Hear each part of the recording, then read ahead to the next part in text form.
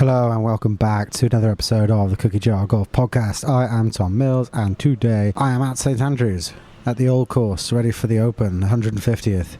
Don't forget guys, we're going to be here all week at the Scores. There's loads of things going on at the Scores Hotel. We've got the Sander Clubhouse, we've got speakers. It's going to be amazing, so if you can get there, make sure you do. Today I was out walking the fairways and bumped into an old friend. We started talking and we just decided to sit down in the stand on the second hole and have this podcast. So here is John Mcloughlin. Hope you enjoy. Watch this.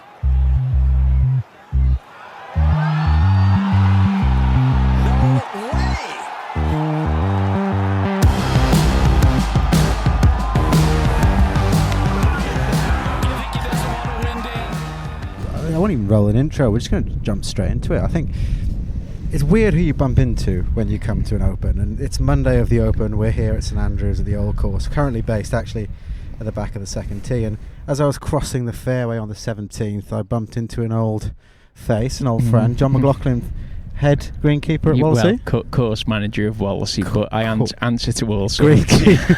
Yeah. So we've got John, someone who will know a bit about grass, and we're here you're just here for how many days? Yeah, so I've come up Monday and Tuesday just to have a look at the course, just catch up with a few friends, and then it looks as though it's going to be pretty busy from Thursday to Sunday, so I'll be able to enjoy that at the on the comfort of my couch. So it's looking pretty busy now, isn't it? Oh yeah, it's from Monday. I was hoping it was going to be quiet, but it's not. It's pretty rammed. Yeah, it's pretty busy, isn't it? It's not easy to get around. Yeah. No, so that was me. I think we bumped into each other waiting for about 15 minutes to cross a fairway. Yeah, so my thinking was this week I had an idea it's going to be really busy at the weekend and difficult to watch. So it was nice just to come here early and get some merchandise before it sells out as well. So what merch have you gone for? Yeah, so it's just some caps and some water bottles and the odd top or two. They know how to sell stuff. Yeah, they've got selling stuff. Yeah,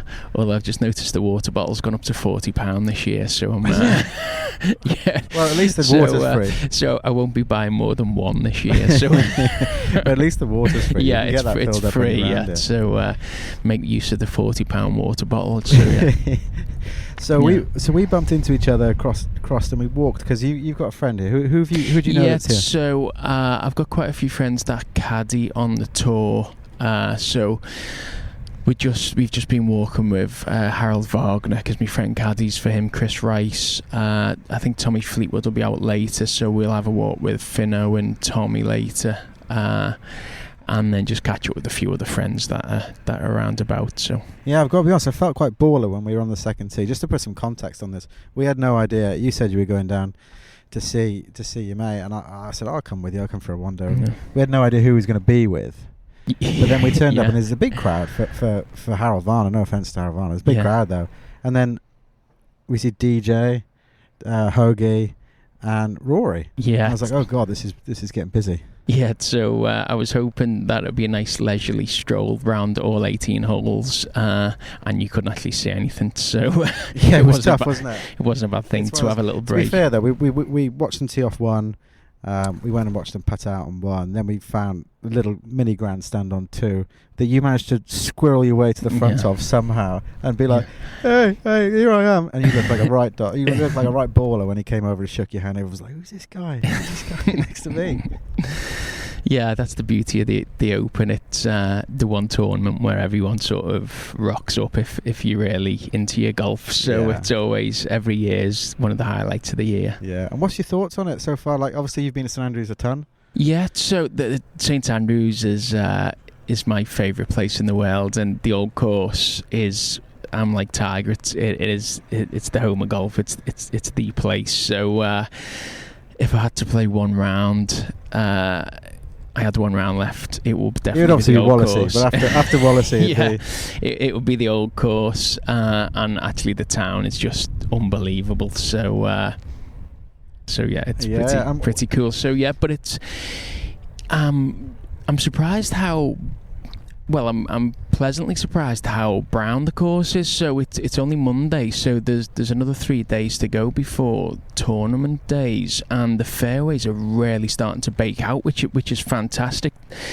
The greens, I suppose for the Monday, they're on the greenish side, but it looks as though they're in a really good place to dry them down for Thursday. So explain what, because I'm not any way, shape or form know anything about agronomy. So because they look quite green. Yeah. And we've watched some players hit in, and looks like it's been fairly soft and receptive. Is that good for a Monday? I think with the forecast being so good this week, they don't want to peak the greens. They wouldn't want to peak the greens too early. So it's Monday now. So they are relatively green and receptive. But with the weather forecast being so good and so hot for the next few days, I would imagine they can start drying them out from sort of Tuesday, Wednesday. So I'm hoping they'll be a little bit browner and really firm. How long can they starve them? So that's it. If they were really brown now, they could almost be in trouble by Thursday, Friday, because once you lose them, it's so difficult to get back. So they're probably looking at keeping them fairly green and healthy on Monday, Tuesday, and then Wednesday, Thursday they'll start really drying them down. Because how long will that take then? Yeah, I think they could probably do it within 2-3 days now. Yeah. So I think but obviously they don't want to lose the greens too early because they've still got to be really playable for Sunday. So I would imagine as Thursday rolls into the weekend, they will start drying them down. So Sunday, I would expect them to be really firm and fast and really fiery, which should be great. We're just currently sat above. We're in the grandstand. We're above the second green, which is just I was just saying to you, I think the second hole here is just a magnificent golf hole. The green is just amazing. But we're sat looking at it now and looking down the fairway. Like the fairways are gone, or they're brown. Yeah, and that's good. it's brilliant. The boys though hit. We watched Rory hit down here. They are absolutely crunching it. They're all hitting drivers. Do you think the course's record's in peril? I think if there's no wind, I think there's going to be. I think 63 will get broken this week. It's really reliant on the wind, and again, the fairways are burnt out. But to make it tricky, they're really going to have to dry down these greens and firm things up. It's going to be like throwing darts, isn't it? Because it's playing so long on the fairways. Like we've watched Rory just hit like a 380-yard drive down it and have a flick into a really receptive green. Like this could be a problem. Yeah, our average drives I think will be about 350, 360 this week. So if the greens aren't really firm and if not receptive, so they really need to be firm and bouncing the ball away. Otherwise, there could be some seriously low scores. But hopefully there'll be a little bit of wind and things will be a little bit tricky for them. Yeah, well, we're not forecast a whole ton of wind. I think that's the problem. No. But I'm with you. I think we'll see it. The 63. That's the lowest score ever in a major. I think that's going to be broken Thursday, Friday. I would have thought, because as long as it stays like this, I can't see it holding it. But like you say, as they start to dry the greens out, get them firmer, they can tuck these pins in some really tricky places. Do you think they're going to try and? Do you think they're going to try and just tighten up those pin placements a little bit and try and make it a bit more difficult to... Yeah, I think if they know the weather and it's not going to be too windy, I think they will really tuck the pins up just to try and protect the course a little bit. They don't want anyone... They certainly wouldn't want anyone going seriously low. If anyone broke 60, it would be a bit of a crying shame for the old course. So I just don't think it's a problem. I have had this conversation with a few people, and I just don't think it's a problem. I just don't think the number matters. Yeah, no. I don't know what you think about that. But yeah, I don't think everyone gets caught up in over a par 72 or a par 71. It's got to be. It doesn't bother me. It doesn't bother me. Whatever par 70, par. But that's fine. Yeah, and I suppose playing each other exactly. On a playing field, but they're all playing. They're not playing the course. They're playing each other, and it's whoever can go around the lowest score. Exactly. I just wouldn't like to see 20 under broken in a major. That's that it's meant to be the toughest test in golf, and you just don't want people going below 20 under. I think if 10, 12, 13 under won this week, that would be a success. If someone shoots 24 under, then it's almost leaving the old course. Well, I think it's going to be you're then going to have to start seriously. I think this could be a watershed moment in golf, if I'm perfectly honest, because if 20 under happens or something around that, and they make a mockery of it, they're going to have to start looking at equipment, ball. I'm just saying this, like, we can't. The old course can't be obsolete. Exactly, and I think you're right. Yeah, it could be a real pivotal moment in golf where. I've watched Bryson this morning and Rory and DJ, and they are hitting it almost 400 yards in this firm conditions. And if the old course gets torn to shreds this week, it's going to be a crying shame. Yeah, and I think it will force them to do something. Yeah. Although the course setup, I worked at Royal Melbourne for the Heineken Classic. And Ernie Els won, I think it was like 2001, 2002, and Ernie Els shot like 61 on the Friday for a course record round Royal Melbourne. None of the members were best pleased. Members are always one that offended the most, aren't they? The members weren't best pleased, so the next day they tucked up all the pins, they made it really difficult, and he shot 79 the next day. So I think he went 61, 79, and then I think he won by a shot by shooting sort of 72 on the Sunday. But it just shows how pivotal course setup can be. So, and they can really trick the greens up. And certainly at St Andrews, they can put the pins in certain places where it's saying, like, if you go for this and you don't get it spot on, you're gonna get in trouble. And people they've got to learn where to miss and where to play.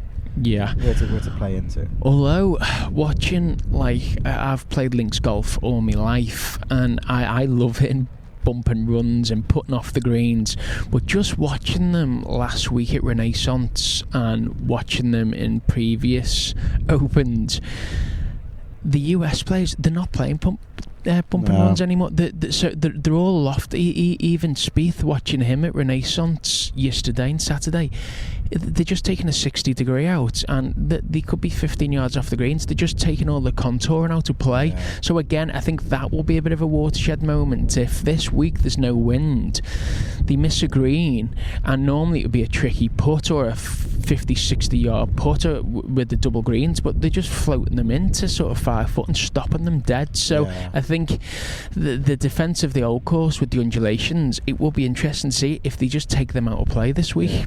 Well, this particular we're looking down on too, and I've been, in fact, we're watching someone. It's just driven. I know he's come out of the rough. Thank God. They've just driven the green. Yeah. And those undulations we're looking down on, I think, too, is the most well protected green on the course there. And when they put the pin into the front of that green, it's so difficult. You look at the rumpling, the crumples on the ground. It's so difficult to get anywhere near where you want to go. And like you say, if they can just fizz one in there, one stops check, it's... Yeah, that would be a shame. And to be fair, over the last 5-6 years, the players were playing a lot of bump and runs and putting off the greens, but the new breed of golfers coming through, they just don't do that anymore. Everything's aerial golf, but they've got so much control over the ball that a 60-degree 20 shot from 5 yards off the green. Back in the day, that was just a putter. They are just lobbing them in now. So is that because I don't play links golf? I play a lot of links golf, but not my everyday golf isn't links. Is that can they get the greens firm enough that they just can't do that? Is that something they can do? Possibly, yeah. I actually was lucky enough to go to Shinnecock Hills for the US Open, and that was I was there for the week. But on the Saturday, where they nearly lost the course, the greens were just so firm. So that's when Mcloughlin hit it. He's still moving, and he still moved. Yeah, I think. Well, Tommy shot 63 on the Sunday, but on the Saturday, which I walked around with him the full round, and I think he shot 78 or 79. And you just couldn't hold the greens, but it was windy and the greens were just dead. But it was a spectacle because it was just it was just so tough. But that's as far as you could push a golf course without losing it. I think it was unrecoverable. Wasn't it? So I think they tried to water it to death. On Sunday, so they pretty much lost the course. But that I don't think the R&A and I don't think they'd be prepared to push it so far. With it being a links course and with the weather being able to change with the tides, I think they can't push it quite as much as what the USGA did. Yeah, I don't think they'd be. The difference between the R&A and the USGA is the USGA are obsessed with par. Yeah. Which I don't think the R&A are. I don't think the R&A would mind it at 12 or 13 under, 14 under. I think they'd be okay with that. Whereas what the USGA try and do is they try and get to par, make the course, almost make a mockery of the players in a way, and that's what they did at Shinnecock. Yeah, so the USGA, the faster they get the greens, the better. If they can get them above 13 on the stimp meter, that's what they're trying to do. And whereas the R&A because of the wind and how open some of the greens are, 10.5 foot sort of the target speed for the green. So they're just not really prepared to push it because they don't want to get in a position where the balls start moving on the greens and the tournament doesn't get played out.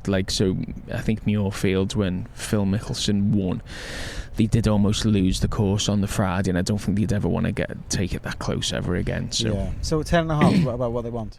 Yeah, so 10.5 would be sort of the benchmark green speed. I think to a typical club golfer, that'd be quick, wouldn't it? Yeah, so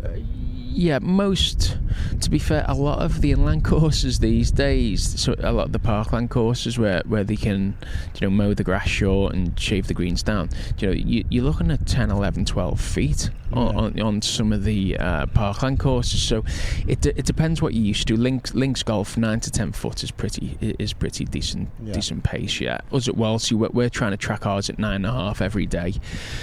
So we do a lot of data every day to just try and benchmark at 9.5. If we've got a competition, we can easily get them to 10.5, but we're never really trying to push them beyond that. Yeah, because you get to a position where you can just if they start to oscillate, it's gone. If the wind comes in and the forecasting's not particularly super accurate, it is getting better. But if the wind was to pick up over 20 miles an hour and you've got over 11 foot on the greens, you're going to have issues on exposed greens.